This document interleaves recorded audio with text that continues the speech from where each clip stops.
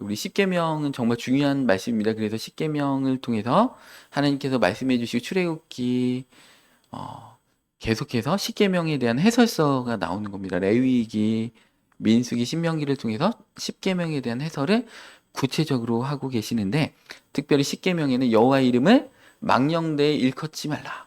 그래서 이스라엘 백성들은 고대는 하나님의 이름을 부르지도 않았습니다. 그리고 지금도 유태인들은 신문도 깔고 앉죠. 왜냐하면 거기에 하나님의 이름, 성함과 비슷한 단어가 그 신문에 있을까봐 그렇게 경외했습니다. 요즘은 경외심이 많이 사라졌죠. 어른들을 볼 때도 경외하지 않고 예전 같으면 동네에서 어른들한테 잘못하면 멍석마리를 당했을 텐데 요즘은 이렇게 어른에 대한 경각심이 이렇게 사라진 시대인 것 같습니다. 이게 부모님이 이렇게 거실에 누워 있어도 자녀들이 그냥 넘어다니고 경외심이 없는 시대가 이렇게 됐습니다. 말세를 향해서 가는 거죠. 말세가 되면 어떻게 됐어요? 디모데후서에 돈을 사랑하고 자긍하고 패역하고 부모를 거역하고 마지막 때가 될수록 권위는 인정되지 않죠. 이 교권도 너무나 많이 무너졌습니다. 저희 어렸을 때는만 해도 선생님들의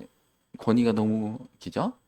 대단하셨잖아요. 그래서 선생님을 존경하고 또 선생님들이 무서우셨고 그래서 막 잘못하면 엄청난 체벌을 당하기도 하고 그랬는데 요즘은 이게 학생 인권이라고 해가지고 이렇게 학생들을 따끔하게 혼낼 수도 없다 보니까 그 법을 아이들이 영악한 아이들을 또 이용하기도 하고 그런 시대가 이렇게 된 것 같습니다. 근데 하나님은 오늘 본 말씀 12절에 보니까 백성에게 산을 침범하지 말라. 하나님이 신의 산에 임하셨습니다. 왜 구약에는 하나님을 산이라고 표현하는 게 많이 있는데요.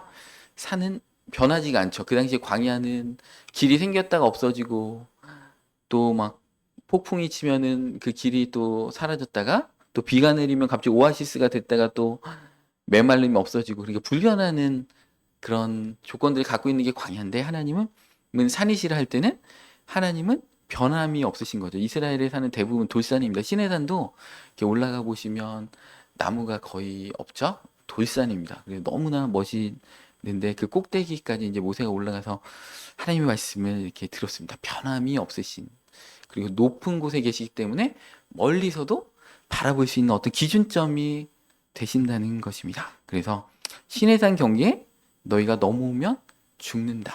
하나님은 이렇게 하나님의 무서신 하나님으로 오늘 이렇게 말씀하고 계십니다. 그러면서 넘어오는 자는 어떻게 죽이냐면 13절에 그런 자에게는 손을 대지 말고 돌로 쳐 죽이라. 화살로 쏘아 죽여야 할지니 짐승이나 사람이나 막론하고 그 신의 산을 넘어오는 순간 죽는다. 근데 손을 대지 말라는 거. 왜냐하면 그 하나님의 폐역하는 죄악의 위험성이 너무나 대단하기 때문에 누룩과 같이 전염된다는 것입니다. 그러니까 손도 대지 말라. 우리 20장 18절 본 말씀 보면 무백성이 우레와 막 천둥 소리를 들은 거죠.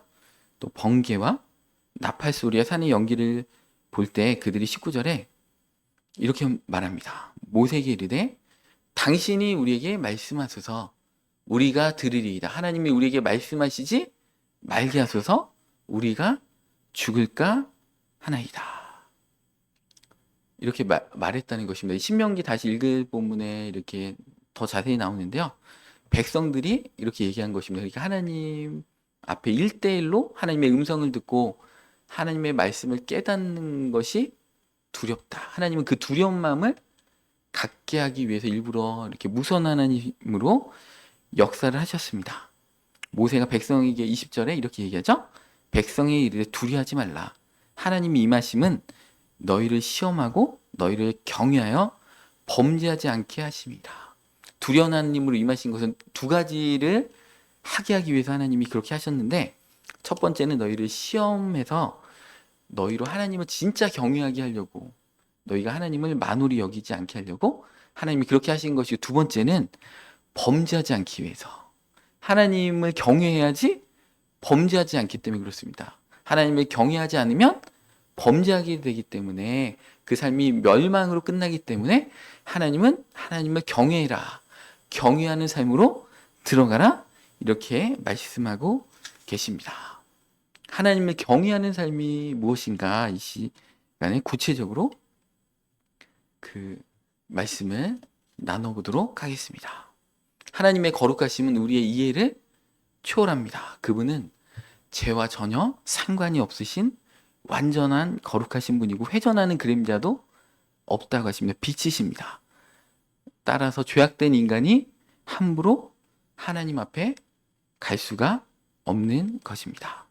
그래서 오늘 본문 말씀에도 하나님의 말씀을 직접 듣기가 너무나 두렵기 때문에 모세에게 대신 하나님의 말씀을 전해달라고 백성들이 먼저 요청했다는 것입니다. 이것이 하나님에 대한 경외심의 시작입니다. 경외심의 궁극적인 목적은 범죄하지 않기 위해서, 우리를 위해서 하나님께서 그렇게 경외심을 갖도록 말씀하고 계시다는 것입니다. 우리는 하나님을 바르게 알므로 인해서, 하나님을 향한 참된 경외심을 가짐으로 인해서 함부로 죄를 짓지 않게 됩니다.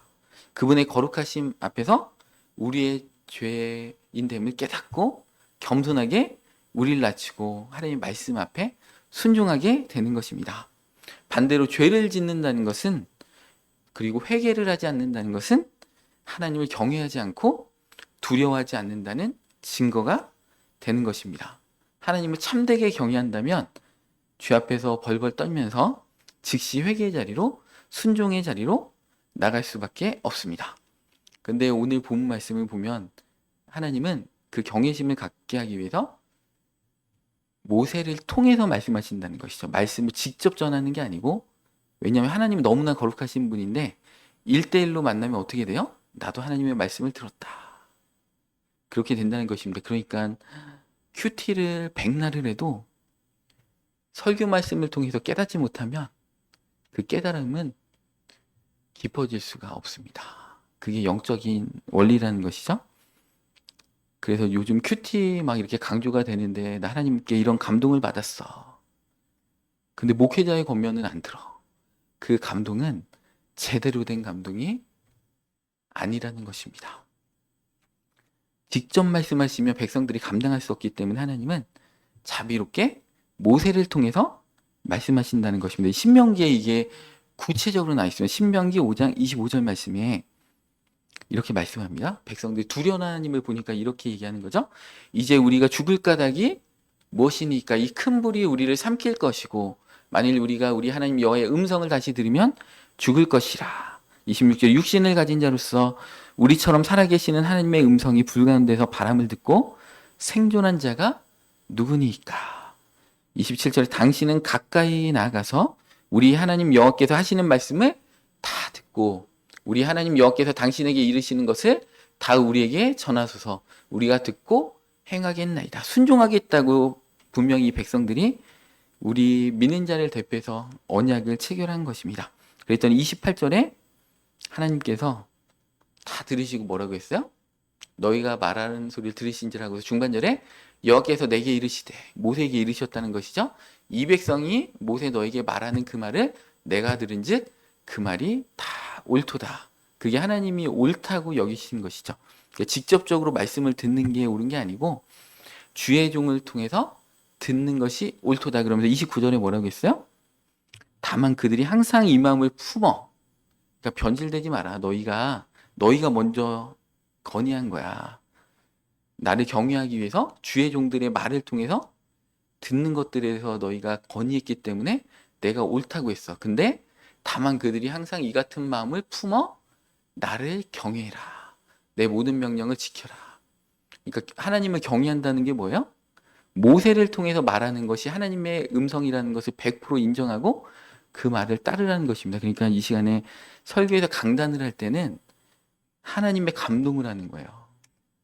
사람의 말로 들으면 안 됩니다. 그러면 삶의 변화가 없고, 이 설교 시간에 주시는 말씀을 하나님을 경외함으로 두렵고 떨림으로 드려야 된다는 것입니다.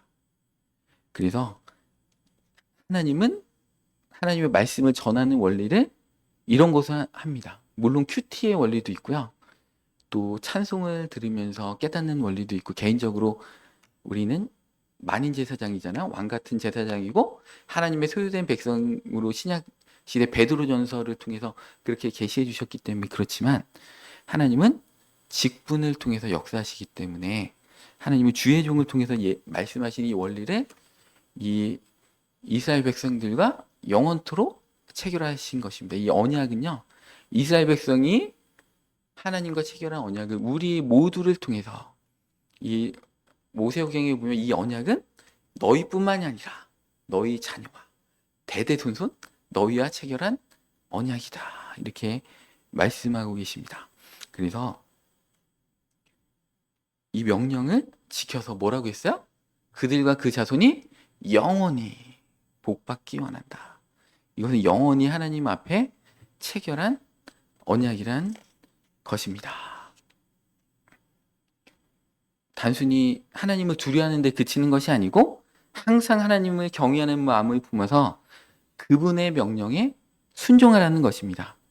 이것이야말로 하나님께서 주님의 종들을 세워서 말씀을 선포하시는 궁극적인 목적인 것입니다. 모세는 하나님과 백성 사이에 중재자 역할을 했습니다. 그는 하나님의 말씀을 받아서 백성들에게 전달하는 신실한 종이었습니다. 오늘날도 목회자도 이와 같습니다. 오늘날 하나님께서는 목회자를 통해서 강단에서 설교하게 하십니다. 같은 원리인 것입니다. 말씀을 통해서 성도들이 깨닫고 회개하고 하나님을 경외하게 하시는 원리가 있다라는 것입니다.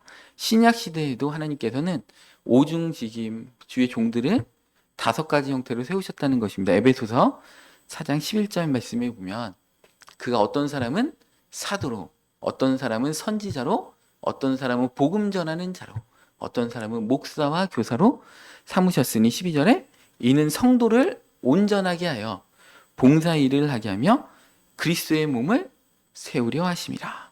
하나님께서는 이런 직분자를 통해서 성도들을 온전케 하고 그리스도의 몸인 교회를 세우십니다. 데살로니가 교회는 이런 태도의 모범을 보여줬습니다. 제가 본문에는 띄우지 않았지만 데살로니가전서 2장에 이렇게 나옵니다. 바울이 얘기하는 그 설교를 기정. 우리가 들은 바 하나님의 말씀을 받을 때 사람의 말로 받지 아니하고 하나님의 말씀으로 받음이니 진실로 그러하도다. 그러니까 바울이 설교하는 것을 사람이 얘기했다 이렇게 얘기하는 것이 아닙니다.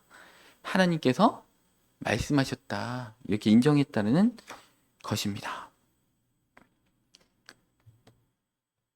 만약 모든 자가 하나님의 말씀 직접 들으면 어떻게 될까요?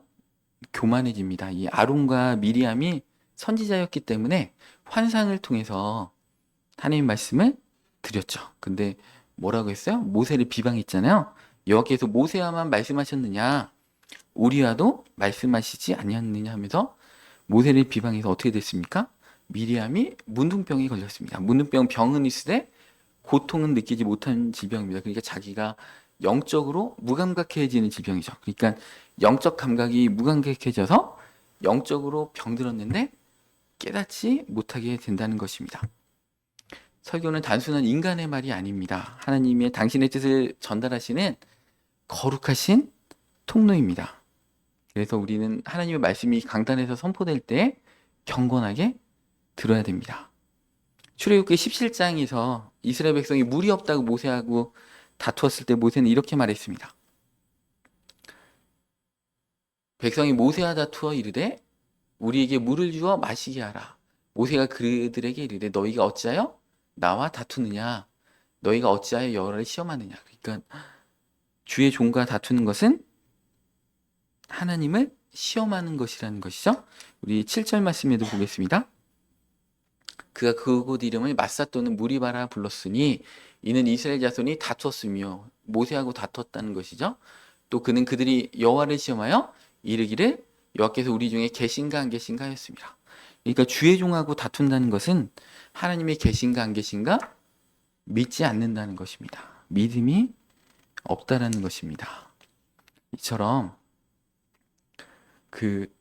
오늘날도 목회자와 다투는 것은 하나님을 믿지 않는 마음에서 나오는 것임을 우리는 깨달아야 됩니다. 민수기 16장에서 고라와 그의 무리들이 모세하고 아론하고 대적하는 장면이 나옵니다. 다단과 아비람과 이스라엘 족장 250명이 함께 모세와 아론에게 반기를 들었습니다. 그들이 이렇게 얘기하죠. 그들이 모여서 모세와 아론을 거슬러 그들에게 이르되 너희가 분수에 지나도다. 그러니까 모세와 아론이 분수에 지나치다는 거예요. 회중이 다 각각 거룩하고 여호와께서도 그들 중에 계시거늘 너희가 어찌하여 여호와의 총회에 스스로 높이느냐. 우리 만민제사장의 원리는 분명히 신약에서 중요한 교리인데 모든 성도가 직접 하나님께 나아갈 수 있습니다. 하나님께 회개의 자리로 나갈 수 있죠. 기도할 수 있죠. 그렇지만 그것은 성경에 있는 하나님이 세우신 직분자를 통한 질서를 부정하는 원리는 결코 아닙니다. 고라의 주장은 표면적으로는 만인제사장서라고 비슷해 보이지만 하나님이 세우신 질서와 권위를 정면으로 거부한 교만이었던 것입니다. 그 결과 어떻게 됐어요?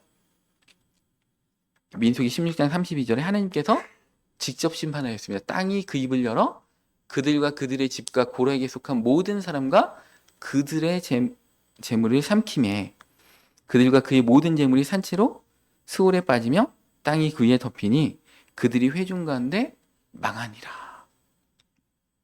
하나님께서 징계하셨다는 것이죠. 그런데 놀라운 일이 또 일어나죠. 이스라엘 백성 이거를 직접 눈으로 봤잖아요. 하나님을 대적하고 주의 종을 대적했을 때 이런 일이 일어났는데 민수기 16장 41절 말씀 보겠습니다. 이튿날 이스라엘 자손의 온 회중이 모세와 아론을 원망하여 이르되 너희가 여호와의 백성을 죽였도다.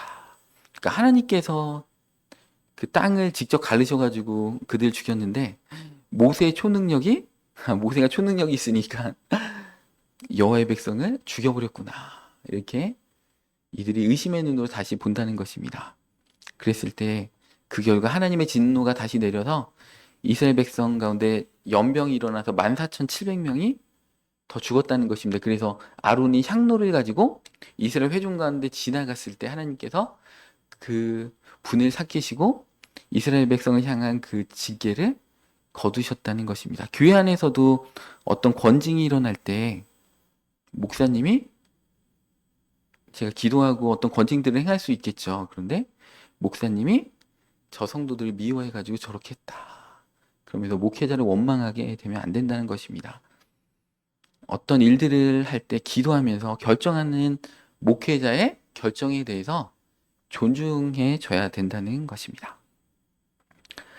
그 요한일서 4장 20절 말씀에 보면 누구든지 하나님을 사랑하노라 하고 그 형제를 미워하면 이는 거짓말하는 자니 보는 바 형제를 사랑하지 아니하는 자는 보지 못하는 바 하나님을 사랑할 수 없느니라. 보이는 목회자를 존경하고 따르지 않는데 보이지 않는 하나님을 경외할 수 없습니다. 하나님을 경외한다고 하면서 하나님이 세우신 종을 무시한다면 그것은 거짓된 경외심이고 하나님을 경외하지 않는 것이다. 같은 복음 말씀을 전해도 듣는 자의 마음에 따라서 반응이 달라집니다. 베드로가 오순절에 설교했을 때 사람들이 어떻게 반응했어요? 사도행전 2장 37절에 그들이 이 말을 듣고 마음에 찔려 베드로와 사도들에게 물어 이르되 형제들아 우리가 어찌할까 하거늘. 그러니까 베드로가 설교했을 때는 3,000명, 5,000명이 회개했죠. 사도행전 7장 54절 말씀에 스데반이 똑같은 설교를 했는데 그들이 이 말을 듣고 마음에 찔려 똑같이 찔렸는데 어떻게 됩니까? 그를 향하여 이를 갈거늘 하고 돌로 쳐가지고 죽여버렸잖아요.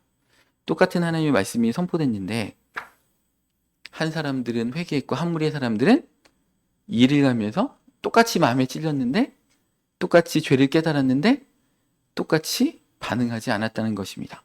하나님을 경외하는 마음이 있는 자는 말씀을 들을 때 회개하지만 교만한 자는 분노하면서 하나님의 종을 대적합니다.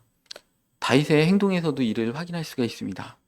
다윗은 10여 년 동안 사울왕이 다윗을 죽이려고 했는데 2번이나 사울왕을 죽일 수 있는 기회가 있었지만 그렇게 하지 않았다는 것이죠. 사무엘상 24장 6절에 보면 10여 년 동안 자기를 죽이려고 했는데도 그 기회가 딱 있는데 부하들은 뭐라고 했어요? 하나님이 기회 주셨습니다. 다윗 지금 죽이지 않으면 이거 하나님의 때를 놓치는 것입니다. 그랬는데 다윗이 뭐라고 했어요? 자기 사람들에게 이르되 내가 손을 들어 여호와의 기름 부음을 받은 내 주를 치는 것은 여호와께서 금하시는 것이니 그는 여호와의 기름 부음을 받은 자가 됨이니라 하고 그러니까 환경의 것들을 볼 때 어떻게 돼요? 환경이 짝짝 들어맞죠. 다윗이 동굴에 숨었는데 사울 왕이 용변을 보는 거예요. 그리고 다윗을 숨겨주려고 거미줄이 딱 쳐졌습니다. 모든 환경이 딱딱 맞아 떨어지죠. 그러면 다윗이 죽여도 부하들이 뭐라고 할까요? 그런데 다윗은 하나님의 관점으로, 다윗도 기름 부음 받은 자였죠. 사울 왕이 아직 그 사명을 하고 있잖아요. 그러니까 사명을 하고 있는 그 기름 부은 왕을, 자기도 기름 부음 받았지만 아직은 다윗은 왕이 아니에요. 기름 부음은 예정돼 있는 것이지만 아직은 하나님 왕으로 다윗을 세우지 않았기 때문에 여호와의 기름 부은 왕을 자기 손으로 해치는 것은 하나님께서 금하신 것이라고 환경이 탁탁탁탁 맞아감에도 불구하고 다윗은 하나님의 말씀을 정확히 알았죠. 하나님의 말씀이 있는 자는 분별할 수가 있습니다. 그래서 금하신 것이니 하면서 제가 5절 말씀은 띄우지 않았지만 그 세번역 성경을 보면 이렇게 얘기합니다. 사무엘상 24장 5절에 다윗은 자기가 사울의 겉옷자락만을 자른 것뿐인데도 곧 양심의 가책을 받게 되었다. 그러니까 내가 왕을 해야 할 마음이 없습니다. 그래서 용변 보는 사울 왕한테 가서 옷자락만 살짝 이렇게 잘라가지고 왔어요. 그러면서 이것을 보여주면서 왕이시여 내가 죽일 수 있었음에도 불구하고 내가 죽이지 않았습니다. 근데 뭐라고요? 그 옷자락을 자른 것조차도 양심의 가책을 받았다. 기름 부은 주의 종을 향한 그 마음은 하나님을 경외하는 것이랑 똑같기 때문에 그래요. 신명기하고 오늘 본문 말씀에서 하나님께서 그렇게 말씀해주고 계시기 때문에 그렇습니다. 옷자락만 잘랐는데도 하나님이 세우신 권위를 침범했다고 다윗은 여겼던 것입니다. 이것이야말로 참되게 하나님을 경외하는 자라는 것입니다. 그러니까 하나님이 다윗 왕을 세우신다는 것입니다. 오늘 우리 다윗 청년이 교회 왔는데 이상하게 다윗 청년이 오면 막 다윗에 관계된 본문이 이렇게 나옵니다. 제가 우리 다윗 청년을 이뻐해가지고 일부러 짜고 하는 거 결코 아닙니다. 하나님이 감동을 어제 폭포수같이 부어주셔가지고 제가 하는 설교이기 때문에 사람의 말로 듣지 말고 하나님의 말씀으로 들으시면 축복될 줄 믿습니다. 우리 사무엘하 1장에 보면 한 아말렉 청년이, 제가 지난주 설교가 아말렉이었잖아요. 아말렉이 또 나옵니다. 이 아말렉 청년이 다윗에게 와서 자신이 사울 왕을 죽였다라고 거짓 보고 약간 이렇게 반은 맞고 반은 틀린 보고를 합니다. 그런데 다윗은 그 아말렉 청년을 죽여버립니다. 사무엘하 1장 14절 말씀에 이렇게 나오죠. 다윗이 그에게 이르되 네가 어찌하여 손을 들어 여호와의 기름 부음 받은 자 죽이기를 두려워하지 아니하느냐 하고 그를 죽였습니다. 이 주목할 점은 이 청년이 아말렉 쪽이었다는 것입니다. 아말렉은 하나님의 백성이 출애굽했을 때 처음부터 하나님의 권위와 하나님의 역사를 대적해온 민족입니다. 하나님이 세우신 권위와 질서를 거부하는 영을 상징합니다. 오늘날에도 아말렉의 영은 교회 안에서 하나님이 세우신 권위를 부정하고 무너뜨립니다. 사울이 자신을 핍박했음에도 불구하고 다윗은 하나님이 기름 부은 자를 해하는 것을 절대 용납하지 않았습니다. 아말렉의 영이 역사하지 않도록 그것을 차단한 것입니다. 하나님께서는 그 권위가 얼마나 중요한가? 성경 곳곳에 나오죠. 우리 머리가 희끗희끗한 어른이 있으면 우리 성경 뭐라고 나요? 너희가 일어서라. 앉아있다가 어르신이 지나가면 우리 어떻게 됩니까? 앉아가지고 그냥 고개만 까딱하는 게 아니고 우리 일어서서 존경의 마음을 표현하는 것이죠. 성경은 그 권위에 대해서, 연세 드신 그런 인생의 선배에 대한 예의에 대해서도 엄청 강조합니다. 신명기 21장 18절에 보면 이렇게 나옵니다. 사람에게 완악하고 패역한 아들이 있어 그의 아버지의 말이나 어머니의 말을 순종하지 아니하고 부모가 징계하도 순종하지 아니하거든. 우리 부모를 공경하라, 이 10계명이 나옵니다. 하나님이 이렇게 권위를 중요하게 생각하십니다. 그렇게 되면 그의 부모는 19절에 그의 부모가 그를 끌고 성문에 이르러 그 성읍 장로들에게 나가서 그 성읍 장로들에게 말하기를 우리의 이 자식은 완악하고 패역하여 우리의 말을 듣지 아니하고 방탕하며 술에 잠긴 자라면 어떻게 됩니까? 21절에 그 성읍의 모든 사람들이 그를 돌로 쳐 죽일지니 이같이 네가 너희 중에서 악을 지하라. 그리하면 온 이스라엘이 듣고 두려워하리라.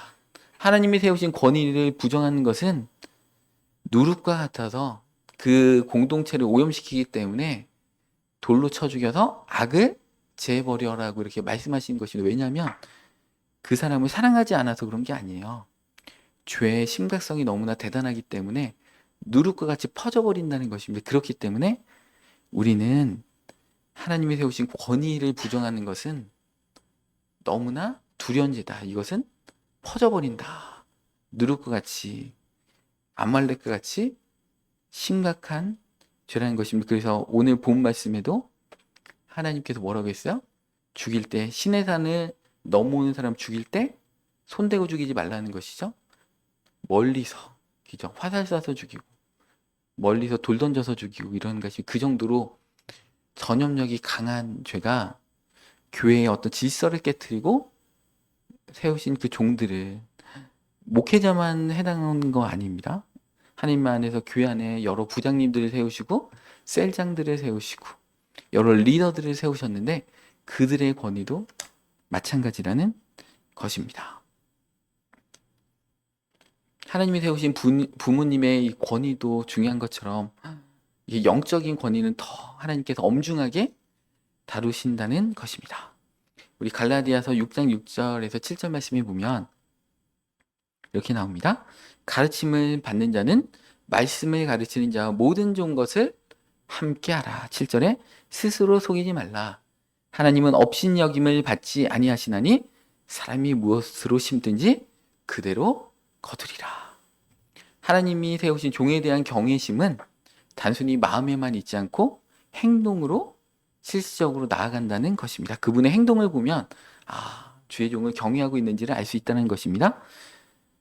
그래서 말씀을 섬기는 자를 대한 태도를 통해서 경외심을 알 수가 있다. 사도행전 21장에 보면 이제 바울이 드디어 예루살렘으로 올라가는데 가는 성읍들마다 예언자들이 다 예루살렘을 올라가지 마십시오. 막 권면합니다. 거기 가시면 큰 위협을 당하게 됩니다. 심지어 이제 가이사랴 갔더니 아가보라는 어마어마한 선지자가 바울의 띠를 띠고 손과 발을 묶고서 성령께서 말씀하시되 예루살렘에서 바울이 이렇게 띠임자를 결박해서 바울을 이방인의 손에 넘겨줍니다. 그러면서 모든 사람들이 더더욱 완강하게 누가하고 막 그 동역자들이 다 바울한테 그 예루살렘에 올라가지 말라고 권면했잖아요. 근데 바울이 뭐라고 했어요? 나는 주 예수의 이름을 위하여 결박 받을 뿐만이 아니라 죽음까지 각오했다. 그랬더니 사도행전 21장 14절에 이렇게 얘기하죠.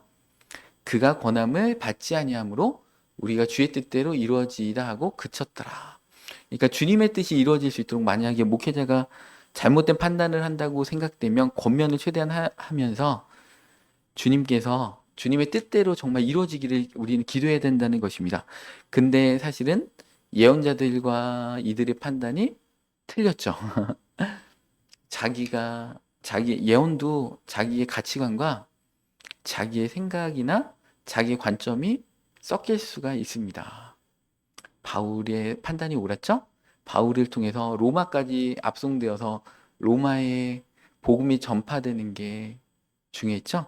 오카는 목사님이 예전에 이런 말씀을 하시더라고요. 제가 오카는 목사님의 설교를 들었는데 오카는 목사님이 전도사님으로 계셨을 때 그 오카는 목사님 그 교회 담임 목사님께서 신학교 교수님으로 이제 가게 됐다는 이제 하나님의 응답을 받으셨다는 거예요. 그리고 근데 자기가 볼 때는 그것은 하나님의 응답이 아닌 것 같다는 거. 왜냐하면 지금 교회가 목사님이 빠지시게 되면 자기가 이것을 혼자 이끌어갈 수도 없고 그 목사님께서 후임으로 오카는 목사님이 세워주시고 떠났는데 자기가 기도해왔을 때 이거 도무지 아니라는 것입니다. 그래서 목사님은 어마어마하게 뜯어 말렸다는 것입니다. 하나님의 음성을 제대로 못 들으시는 거다.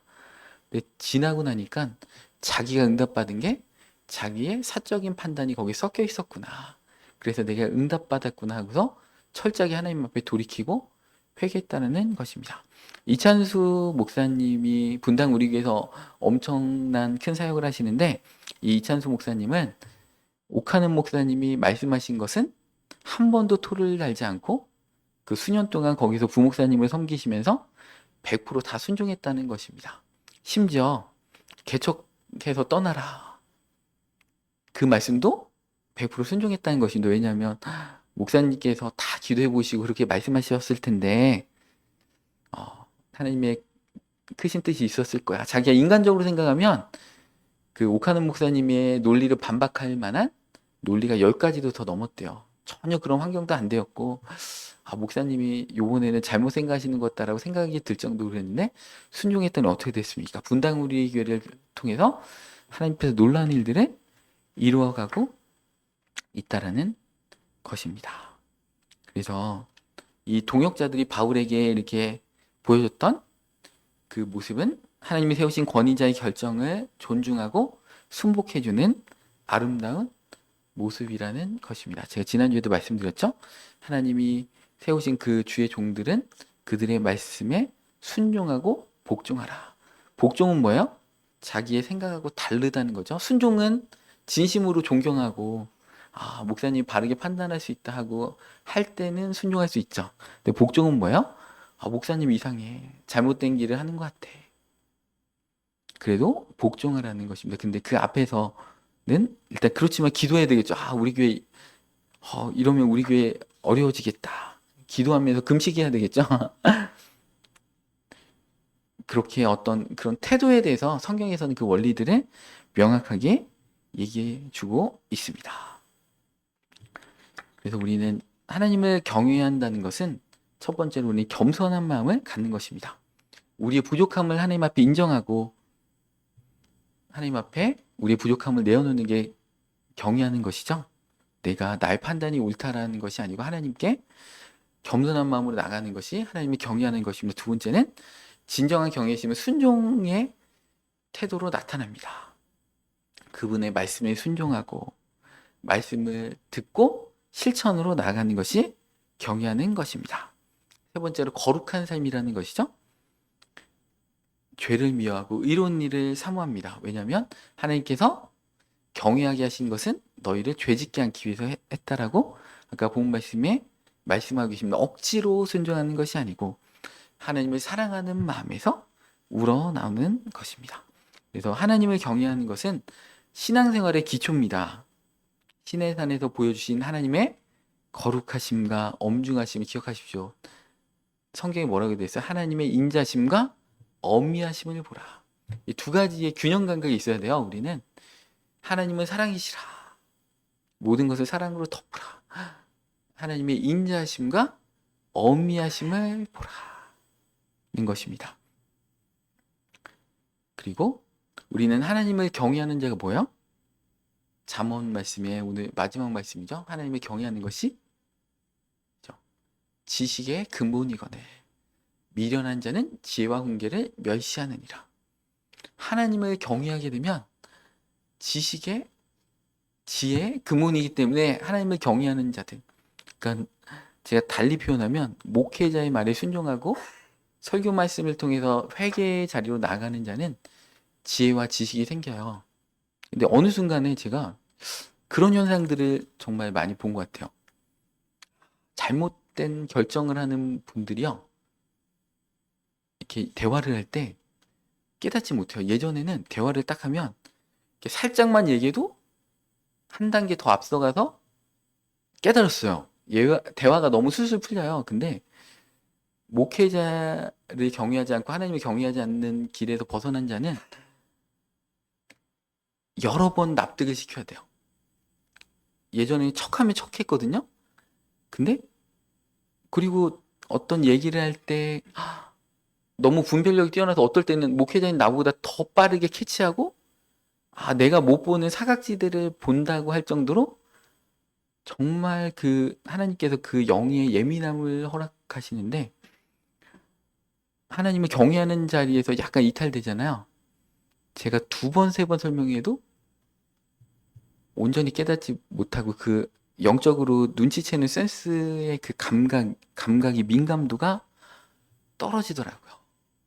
그러니까 하나님을 경외하는 것이 지혜와 지식의 근본인 것을 저는 알아요. 그렇구나. 하나님의 그 뜻 가운데 온전히 들어갈 때 지혜와 지식이 있는 것이구나. 그것을 알게 됐습니다. 여러분들, 하나님을 경외하는 자리로 가 있어야지 여러분들 판단이 어떤 일들을 볼 때 이게 하나님이 정말 이런 것이구나라고 영을 다 믿지 말라. 그 영이 하나님께 속했나 분별해 보라고 했잖아요. 우리 삶에 이루어지는 것들 정확하게 냉철하게 분별할 수가 있어요. 그렇습니다. 그래서 우리는 하나님을 경외하는 자에게 가까이 하십니다. 죄에서 멀어지며 하나님과 더욱 가까이 있는 삶으로 가길 원합니다. 제가 여러분들 오늘 이 설교를 할 때 막 여러분들 겁주려고 하는 게 아니고 성경에 있는 얘기 다 했죠? 여러분들을 사랑해서 여러분들이 참된 복으로 들어가길 원하기 때문에 제가 하나님의 감동으로 제가 오늘 하는 말은 사람의 말이 아닙니다. 제가 이런 설교 개척하고 2년 동안 목회자의 말을 들어라 이런 설교 안 하잖아요. 지금은 할 때가 된 거예요. 교회 안에 질서를 세울 때가 됐구나 할 때가 됐기 때문에 제가 이 말씀을 합니다. 저 스스로도 이 말을 하는 게 조금 민망합니다. 사실은 여러분들 스스로 알아서 깨달아야지 제가 제 스스로 이런 말을 하는 게 민망하지만 이것은 하나님의 말씀입니다. 오늘 제가 하는 말은 사람의 말이 아니다. 제가 말한 것 중에서 오늘 말 중에 목사님의 가스라이팅이다 이렇게 생각하시면 안 됩니다. 하나님의 말씀으로 하나님을 경외하면서 깨달았으면 좋겠습니다. 오늘 이 하나님을 경외함으로 하나님의 축복 가운데 놀랍게 쓰시는 그 놀라운 은혜와 사랑이 여러분들 가운데 함께 하시기를 축복합니다.